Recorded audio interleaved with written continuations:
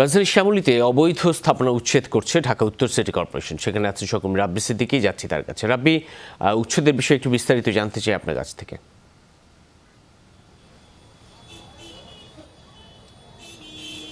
রবিন, ধন্যবাদ। প্রথমত বলতে চাই যে সিটি কর্পোরেশন, বিশেষ করে উত্তর সিটি কর্পোরেশন, তারা কিন্তু নিয়মিতভাবেই অবৈধ স্থাপনা, সেই সঙ্গে দখলে থাকা যে ফুটপাত, সেগুলো উদ্ধারে কিন্তু তারা তৎপরতা চালিয়ে যাচ্ছেন। আজকে মোবাইল কোর্ট ছিল, মোবাইল কোর্টটি এখনও চলছে। আমার পেছনেই দেখতে পাচ্ছেন যে শিশু মেলা, যে শিশু মেলা সহ এই সড়কটিতে, যেটি পঙ্গু হাসপাতাল পর্যন্ত গিয়েছে, এই সড়কে শিশু হাসপাতালের ঠিক সামনেই যে ফুটপাতটি, সেই ফুটপাতটি দখল করে এখানে আওয়ামী লীগের যে কার্যালয় ছিল, সেই 27 নম্বর ওয়ার্ডের যে ইউনিট ভিত্তিক যে কার্যালয়, সেই কার্যালয়টি কিছুক্ষণ আগে গুড়িয়ে দিয়েছে মোবাইল কোর্টের ম্যাজিস্ট্রেট। এবং ম্যাজিস্ট্রেট গুড়িয়ে দেওয়ার আগে তিনি সময় দিয়েছিলেন আধ ঘন্টা, যাতে করে এখান থেকে তাদের যে গুরুত্বপূর্ণ মালামাল, আসবাব, সেগুলো যেন সরিয়ে নিতে পারে, সেই সুযোগটি কিন্তু দেয়া হয়েছিল।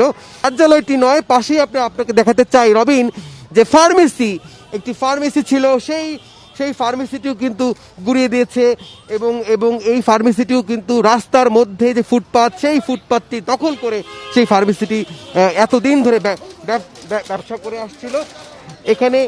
এখানে যিনি ম্যাজিস্ট্রেট আছেন, তিনি বলেছেন যে তারা দফায় দফায় তারা সময় দিয়েছিলেন, কিন্তু সেই সময়ের পরও তারা এখান থেকে সরে যাননি। সেই কারণে আসলে এই অভিযানটি, এই উচ্ছেদটি তারা চালাচ্ছেন।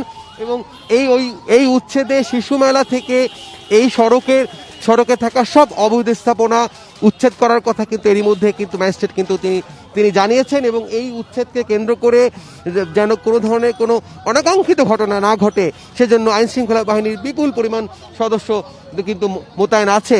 এবং সিটি কর্পোরেশন এই কার্যক্রমে কিন্তু কিছুটা বিরক্ত, ক্ষোভ জানিয়েছে নেতাকর্মীরা।